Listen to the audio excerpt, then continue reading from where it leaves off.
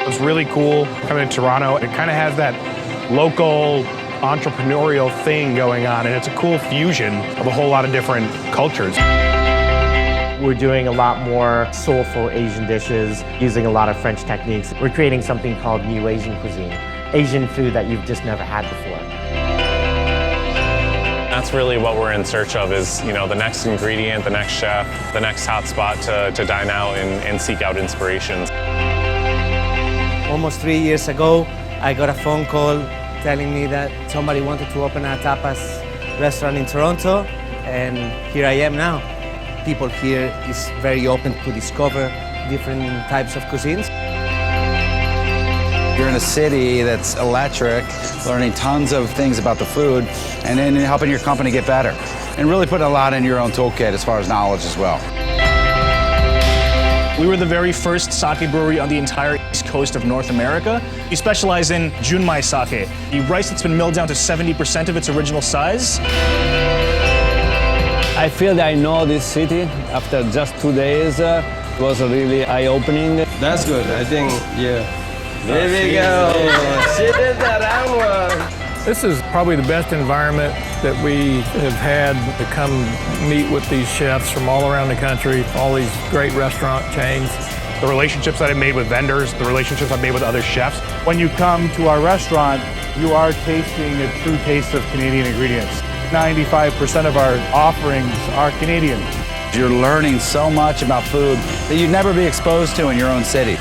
One of the bakeries we visited gave me a lot of really cool ideas about how we can incorporate our products into baked goods. It's provided great energy for us, absolutely, and the biggest takeaway for me, for sure. I can't put a dollar amount on how invaluable being part of the ICCA is.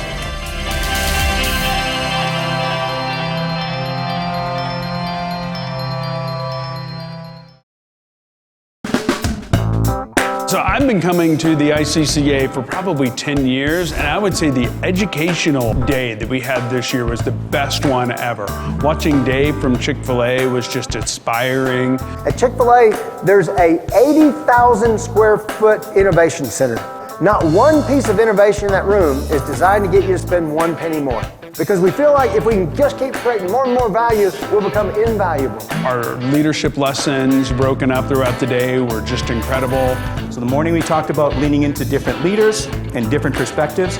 This is an exercise called Universal Needs and Ideal Attributes. Getting to learn about fermentation from Chef Robert. It makes food more digestible, it makes it more nutritious, and it makes it more flavorful. Kind of got to see just a really wide breadth of what is going on in Denver and Colorado. Graham took us out on a trip to go foraging for mushrooms, went to the distillery, Leopold Brothers, kind of the mad scientists with the flavors. This food can be so mind-blowing because it's about soul, it's about energy, it's about heart.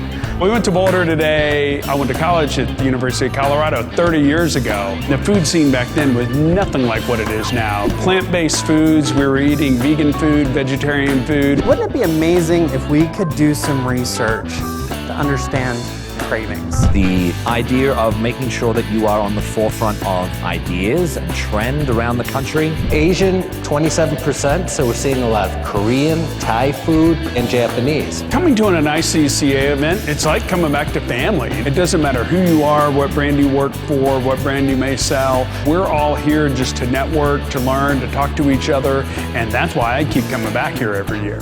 I started making these sandals for friends and family, and one day a guy says, I've got a book coming out on barefoot running, and if you took this sandal making hobby of yours and had a website, treated it like a business, I could put you in the book. I love the fact that I've been able to share and learn simultaneously in this association for 11 years. What makes the job so hard is you're marketing to so many different groups. And when you have this many different concepts, it's very difficult. Friendships, building relationships, and blowing my taste bud mind. Carlos Jr., the Rocky Mountain High Cheeseburger Delight. They did a play on words for CBD. But this has just been one of the best events. If I know anything about the ICCA, it's going to keep getting better and better. It has a unique vibe, it has its own flavor, it has its own kind of spirit. I moved into Austin 20 years ago. This city was actually weird back then. We've gotten progressively less weird. But I'm glad to run a weird bar. We knew that Austin had great barbecue, but the mashup of Asian and barbecue and just really intricate flavors. You know, there's no like huge sriracha flavor for anything. It's smoke that's balanced with yuzu, that's delicately placed with the fat from an animal.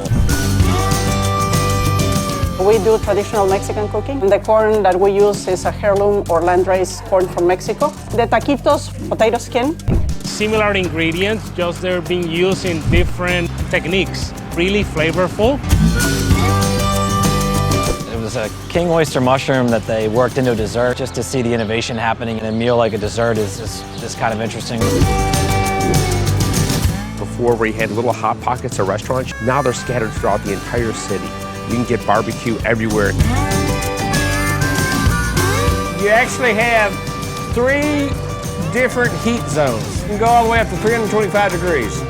From wines all over the world that have been doing things for 200 plus years, to get a 92 from James Suckling from our vineyard is pretty cool. It's also great to come to this event because I can talk to other people that have the same challenges that I do. And it really helps me out in really growing in my organization and growing in my career. We bake everything fresh every single day. This is our Southern Fried Smoker. I can do 50 pastrami's at a time. All of our sausages are hung for between 3 and 5 days. We could take those flavors and grow that for our business as well. Jester King is a farmhouse brewery. We're just trying to brew beer what we say is tied to a time, place, and people. Budweiser is the king of beers. We are the Jester King. We are the joke. There's no need to take it too seriously, so Jester King.